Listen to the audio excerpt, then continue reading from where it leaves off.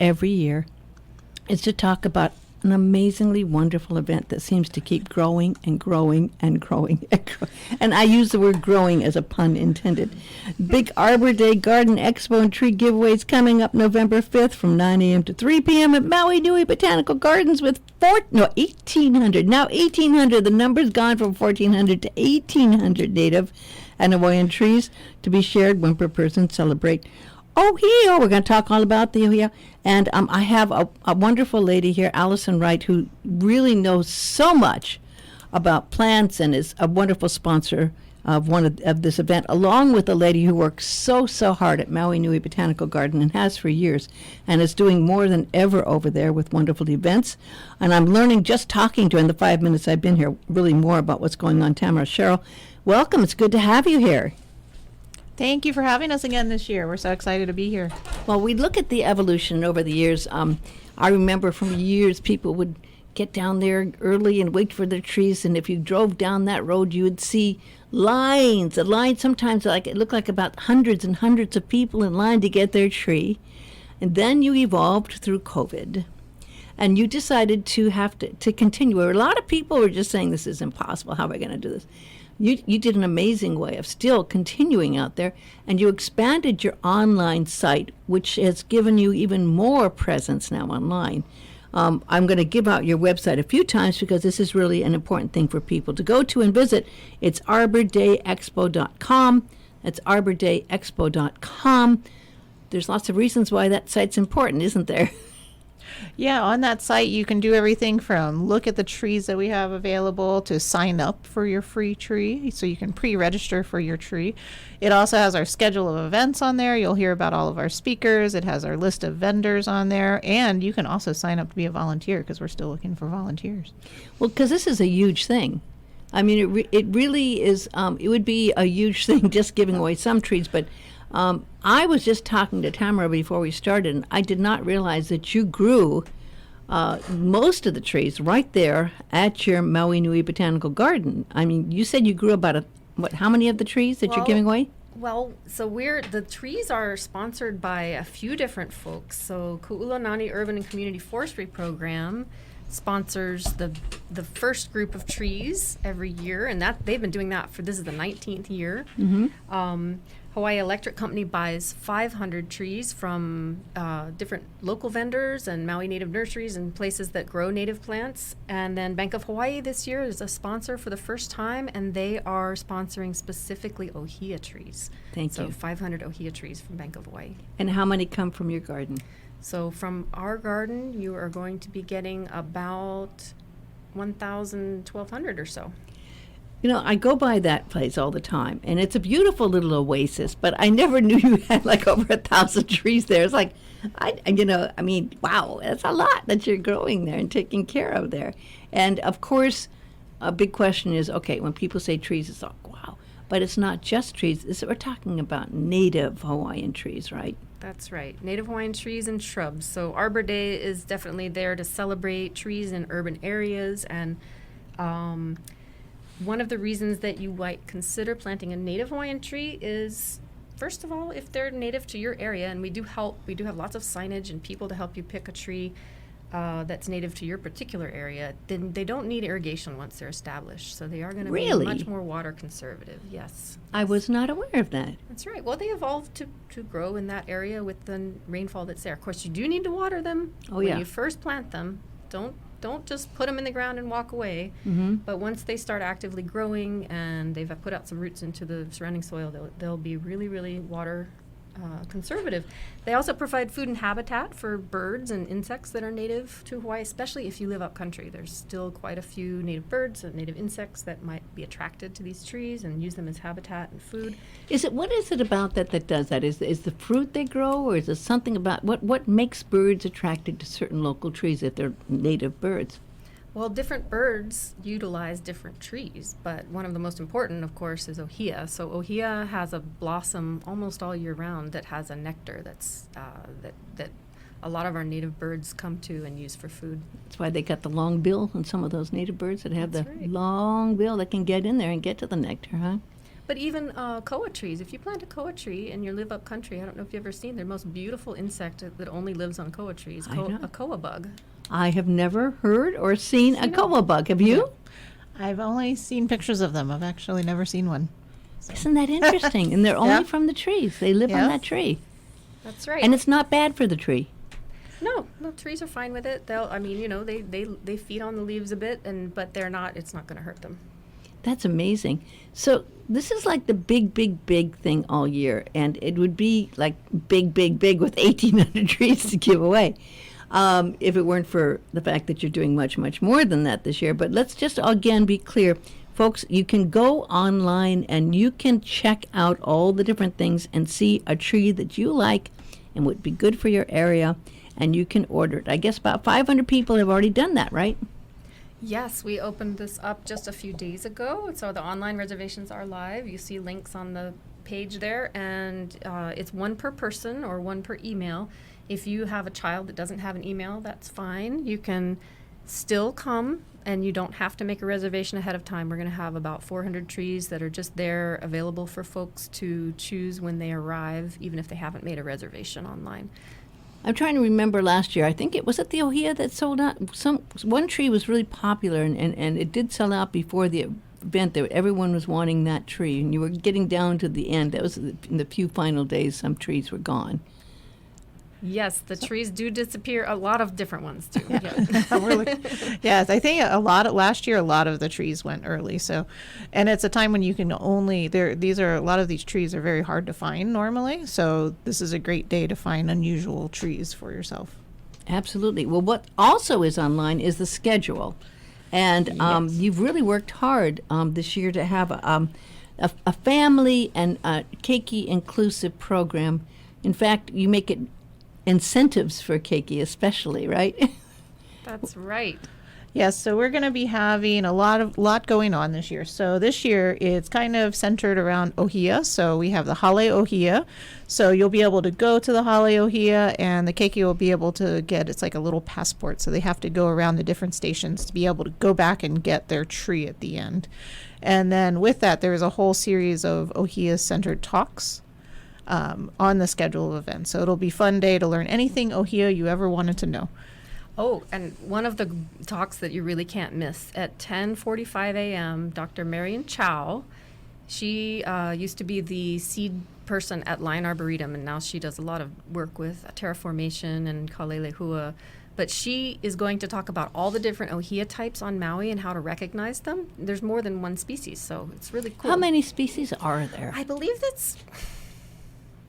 You're going to have to ask her. It's something like 9, yeah. I mean, A it's lot. not just different species, but different varieties Varieties. within the one species. And yeah. you told me also, which I wasn't aware of, that there are certain ohia trees that grow better closer to the ocean and the flatlands as well. And then there's some that are better for upcountry and other areas. And I was not aware of that either. I think there used to be ohia all the way All down over. to the Yeah. ocean, and I've seen some right on the edge, on the windward side that were nearly at the sea. Wow. So the ohia was a tree that used to grow everywhere. And so at this event, there will be quite a few trees that have been propagated from just 2 individual trees that are really good in Kahului. So Isn't one that yellow interesting? and one red flowered, but they do okay in Kahului, which you cannot say for a lot of the different varieties of ohia. Okay, I've seen red. I've never seen a yellow flower ohia. Oh, they come in all different. Oh, There's yeah. yellows and reds. There's oranges.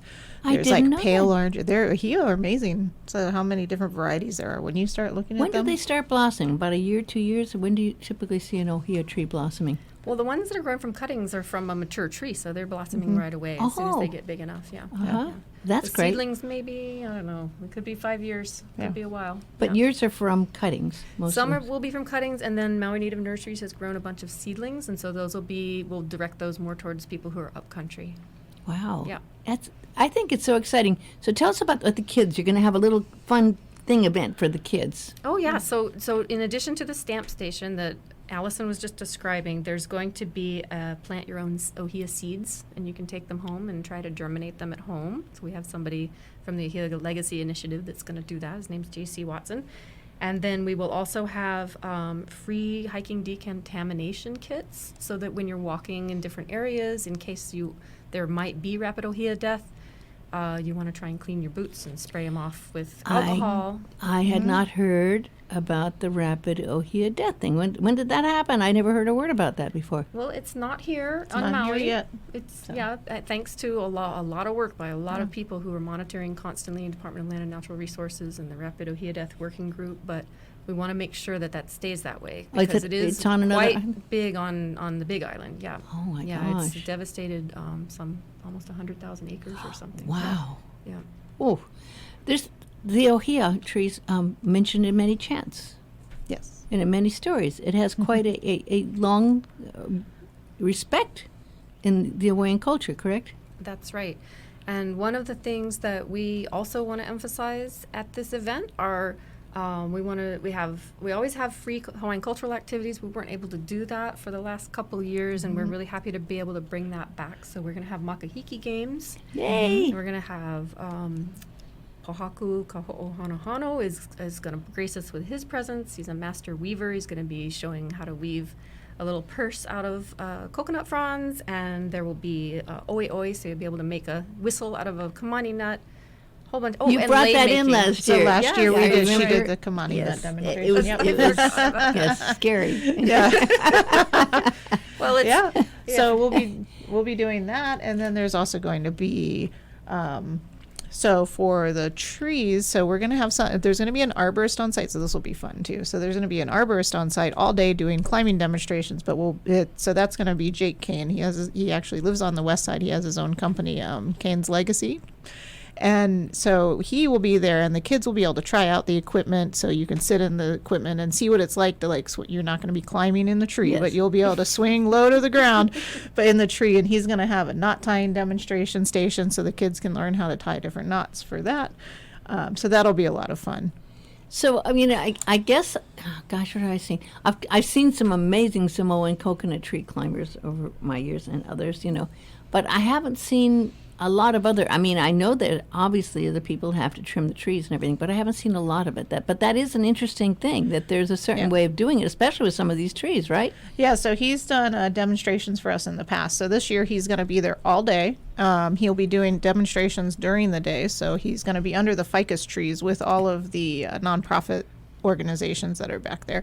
And then he's going to have, and so I would go back there and try and play with the equipment too. So he'll have all that back there for everybody to look at and see what it's like. And he's actually going to do demonstration climbs, so where he'll pull himself up into the trees.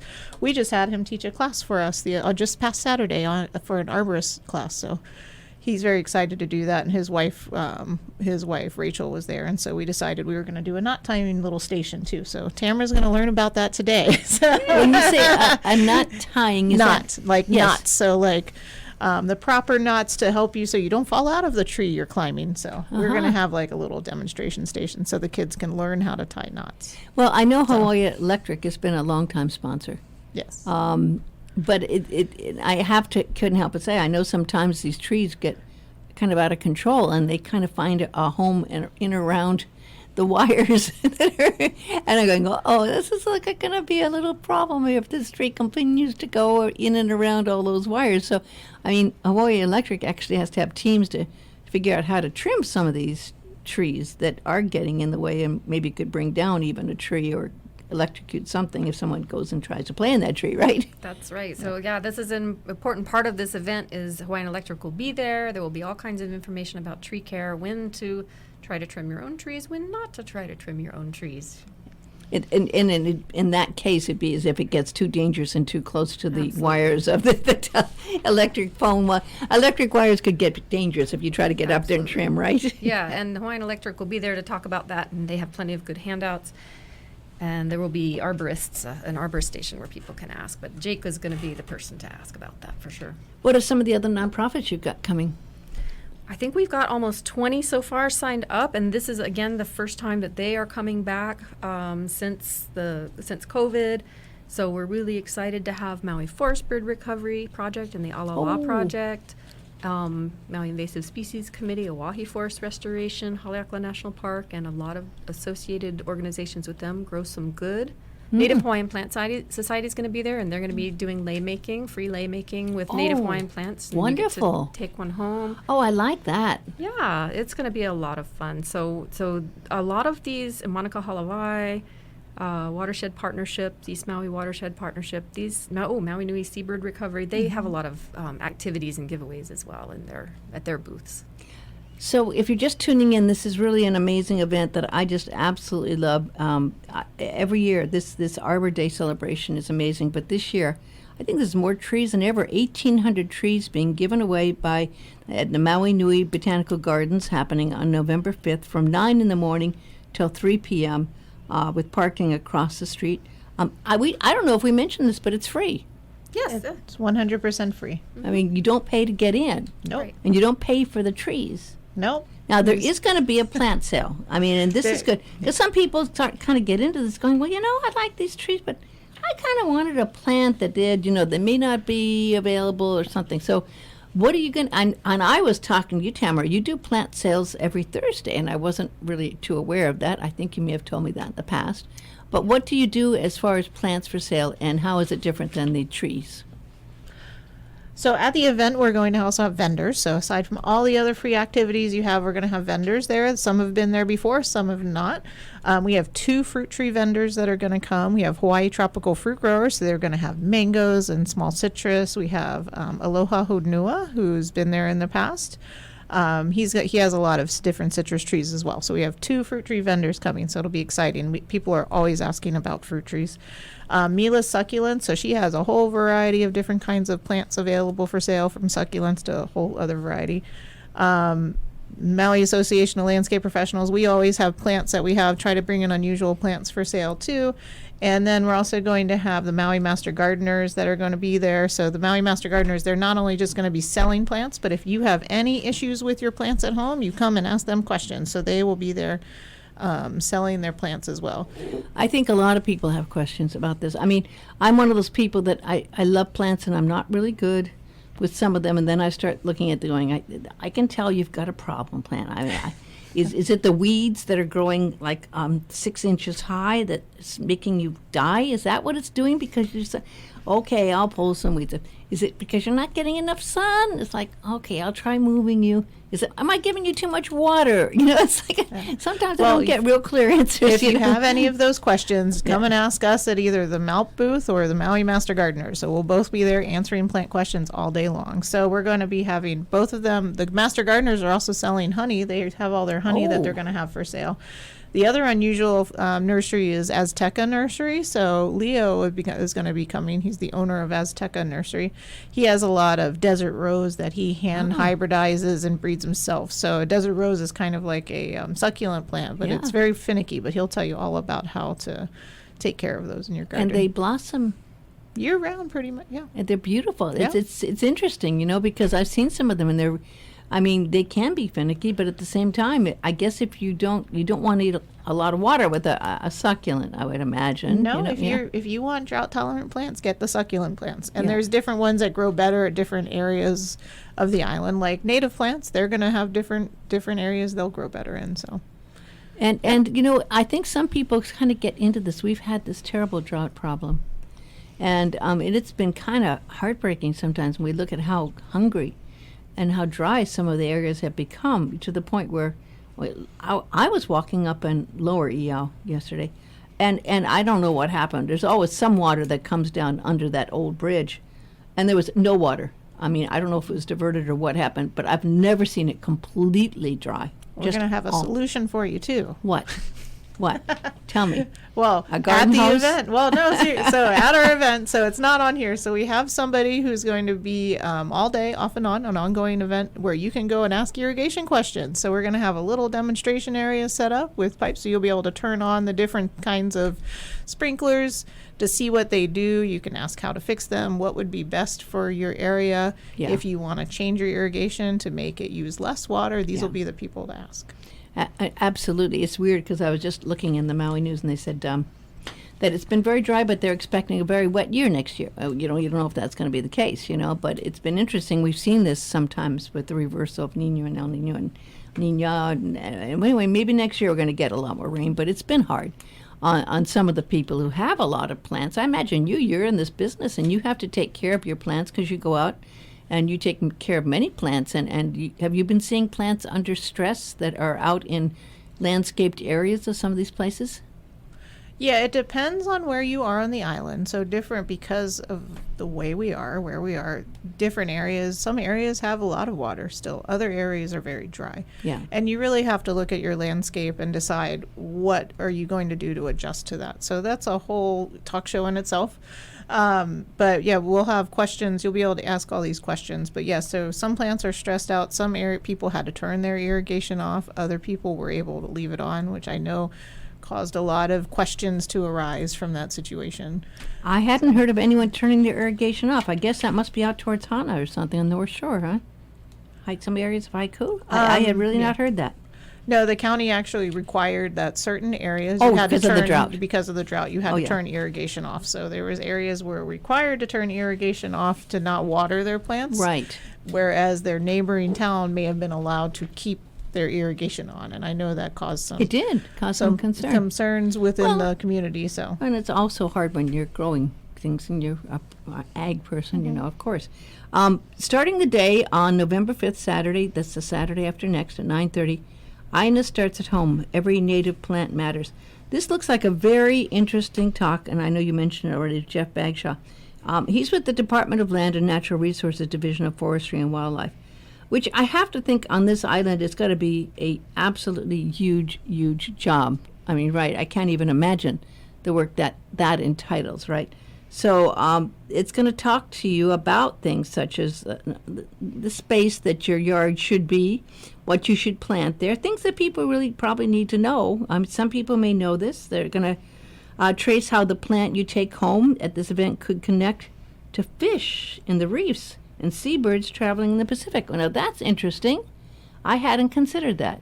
Tell me about how does that work? Well, now, yeah, you don't think about that. No. But that's something, that's Jeff will be there to talk about that and explain how the connections between our watersheds and our reefs and the health of our reefs are. So having a healthy watershed means a protected reef. And so that's incredibly important to us. It also, seabirds have a role to play as well. So the Maui Nui Seabird Recovery Project, they have some really fascinating research to show how seabirds actually go out into the ocean and bring nutrients back to our islands. Amazing. Because they are fishing and then they are depositing the remains on, and this used to be a really never important. considered that. Yeah, it used to be an important source of nitrogen for our soils. So, yeah, so Jeff will be Wow. talking about that, and we're going to have a whole series after that with, there's a Nick Dudley of Hawaii Agriculture Research Center is going to be right after Jeff, and he's going to talk about his project. He's been working to find natural disease resistance in koa trees and ohia trees. That's so important, isn't it? Yeah, so he's creating these seed orchards to help to have trees that we can grow in urban areas that are actually naturally disease resistant. Well, because you've seen what's been going on and what has been happening on the Big Island, but this is really very, very important. We've had some times of devastation that's happened with infestations here. I guess the beetle they're working on, is it the beetle bug? Or is it that's the Japanese beetle, has been causing some problems with plants. And I think they're actually going to try to do something to try to contain that. I read that just a few weeks ago in the paper. We're a great place to find out about that kind of thing. I think you're talking about biocontrols, which are either, introducing natural predators and diseases of invasive species. So the Maui Invasive Species Committee and have an incredible display and outreach at this event, and they can tell you quite a bit about what's coming up with the plans for trying to control invasive species without going out and physically controlling them with people. Remember when the willy trees did their thing and it was just devastating? It was almost like the whole island's willy trees just got knocked out. Was that a bug that came through, or was it? that was a very, very tiny wasp that you couldn't even hardly see with your eyes. And then they actually introduced a biocontrol to control that. So that's why right now there's not as much of a problem for No, I've been the seeing a lot willy of trees. willy trees are happening, right? Yeah. And then there was the papaya problem we saw. with the papaya trees. I think it was bigger on the Big Island than here, but there was a lot of papaya trees that were getting knocked out. So I mean, this kind of thing on an island, we can't ignore that. I mean, it really can be devastating. The coffee plants and the coffee trees on the Big Island got hit, didn't they?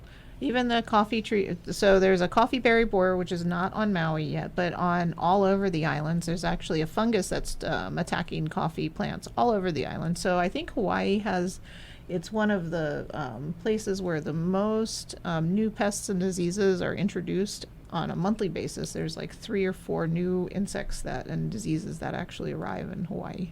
I had never heard that before. We're under attack. We're under attack.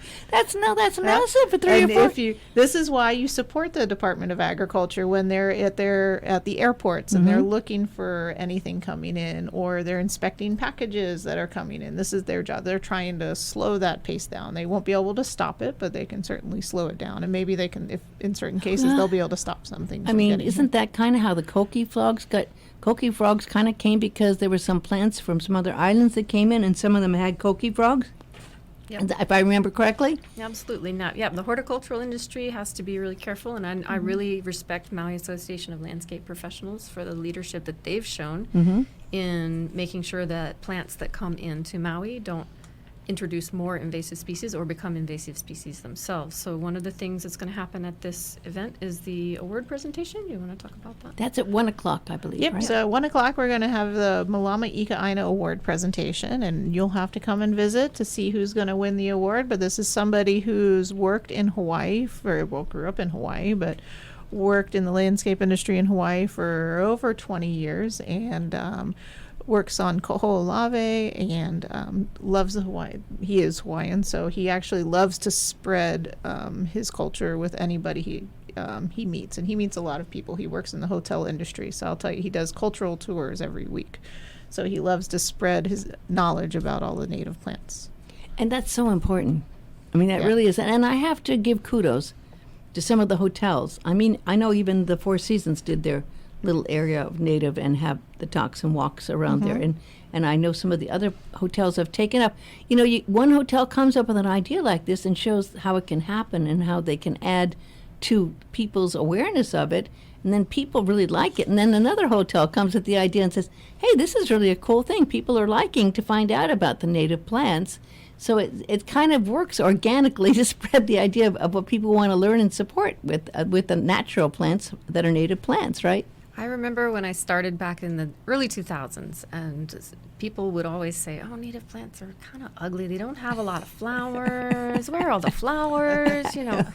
But people have started to understand that, you know, if you plant native Hawaiian plants, we have a landscape that is distinct in all the world. You know, we've got 89% of our native plants are endemic, so only found in Hawaii. So if you're planting a native plant landscape, there are definitely ways to make it just as beautiful as a flower garden, although non-native plants have a place as well. And they're really important as well to traditional Hawaiian arts and culture. So, you know, foods, medicine, cosmetics, dyeing, textiles, weaving, construction, tools, all kinds of things that were used in ancient Hawaii but are also still part of living Hawaiian culture. So, well, I walk a lot out at Wai'ehu, the reserve out there. And there's some wonderful Hawaiian plants. At first, you know, you didn't notice it, but as I walk a lot, I start to notice the flowers, the little flowers. Most of them are small, but they're beautiful. And if I get up close, my iPhone can do better close-up pictures. So I start to take pictures of them. And when you get up close and really look, they are intricately beautiful and very unique, you know, and even have some of their own kind of scents and different ways of growing and interacting. And it's really an interesting thing when you start to see how one area grows, another area grows, and how they interact with each other nicely as well, you know. So I've really gained quite a respect for that, you know, and what grows well by the ocean, what is a natural, endemic, wonderful plant to have by the ocean, you know, and why it works there, right? What it does there, right? That's right. Versus others, you know.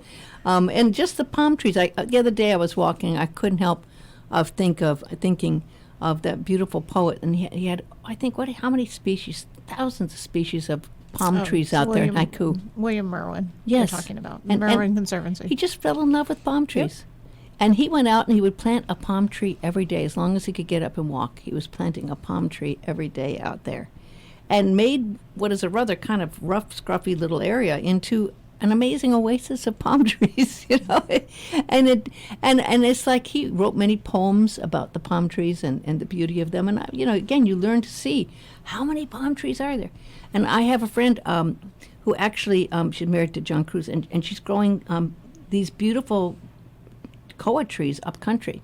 She's working very hard, and I can't help but remember the other day I was thinking of how Paul Simon donated a lot of money to the local groups that are helping save the environment, and how he went up by helicopter and he planted a tree up there, and how important it was, in his busy schedule and everything he's doing to plant a tree, and how he felt so touched by planting this tree up country.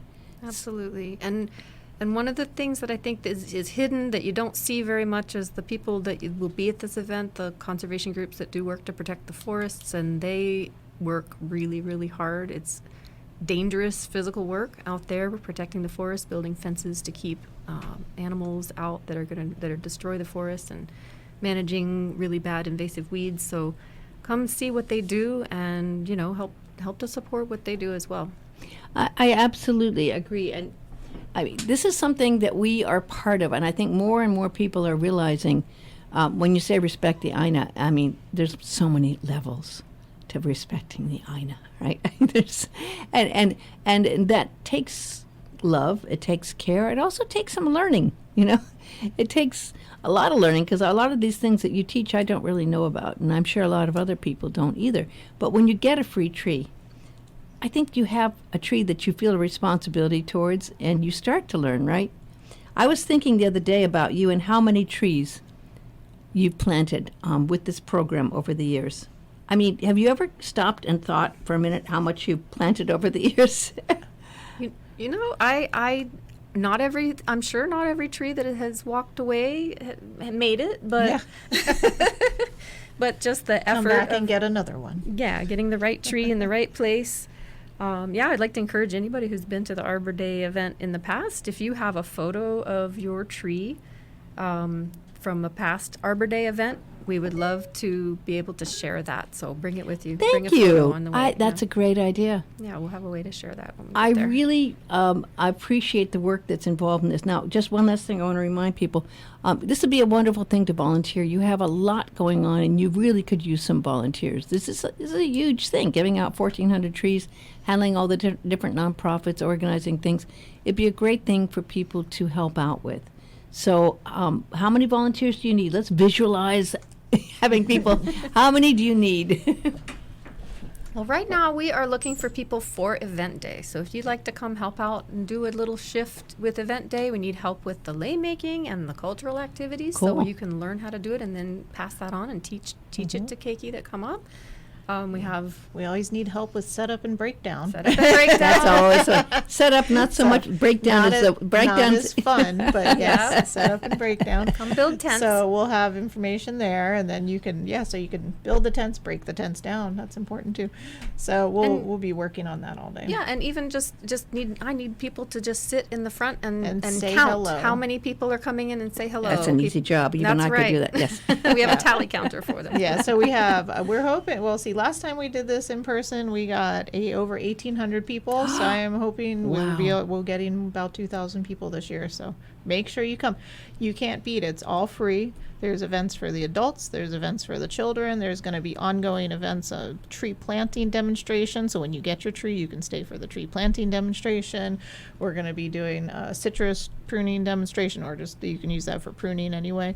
And we're just going to have activities all day long. Like I said, irrigation demonstration ongoing all day. We're going to have tree climbing ongoing all day. You're going to have all your different talks on ohia all day. I like the makihiki because we are just now in the makihiki time of year we're going into that. And that's important. People don't realize this is a whole huge thing. So to be able to bring that back is a wonderful idea as well.